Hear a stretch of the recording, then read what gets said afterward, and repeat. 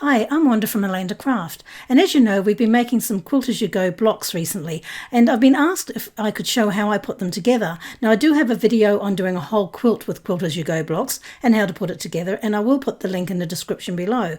But I thought I'd just put together just a little video showing you how I do this. So I have 3 blocks here. So what I need are 2 lots of sashing, and I have 2 strips that measure 10.5 by 1 inch.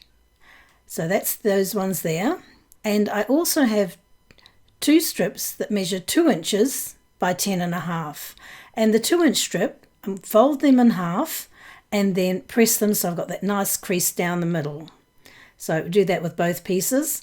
And that's all I need for these to put these 3 blocks together. So I take my first block and I lay the 2-inch strip with the raw edges along the raw edge of the block.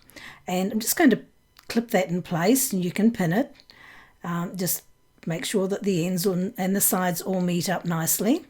And then we're just going to flip it over, and we'll take the 1-inch strip and we're going to lay that along the raw edge as well. And then we'll just clip that together as well. Here we are, so everything is held together nice. Now we bring it back over, and what I'll do is I'll take it to the machine and I'm going to sew it with a 1/4 inch seam all the way down the edge. So now I'm going to press the side that has the 1-inch strip on it. Just press it down the seam, set the seam, and then press it flat. I'm not going to do the other side just yet. Okay, so you can see here that I have 2 of my blocks with sashing attached, done them both exactly the same way as I explained earlier. And now I'm going to pick up so that the back sides of the block are facing together, and I'm going to pin the second block along the piece of sashing. So I'm going to match the edge of the block along the edge of the 1-inch piece of sashing. Now my third block doesn't have any sashing attached, it's just sitting on the side there at the moment. Okay, so I'll just turn this around so you can see what I'm actually doing. As you can see, I'm lining up the block with that piece of sashing. And I'm just going to put a pin. Now it doesn't matter how many pins you put in this, and if you're just starting out with doing this, you want to put as many pins as you can because it keeps everything nicely together. So there we go, just keep pinning, matching up those edges, and so they're all nice and neat. And then what we're going to do is sew along that line with a 1/4 inch seam.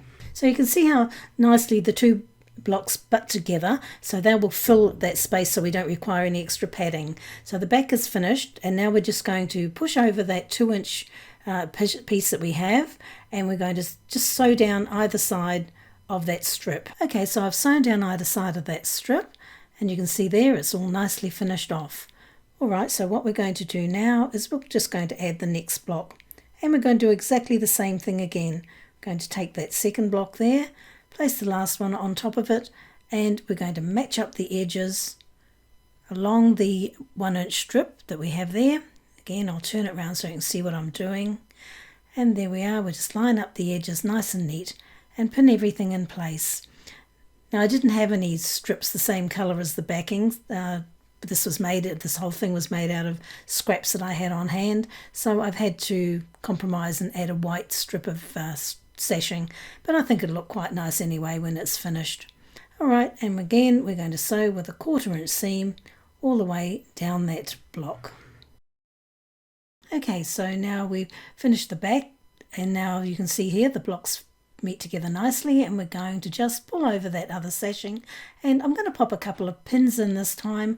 I didn't do that last time, but it's entirely up to you whether you pin or not.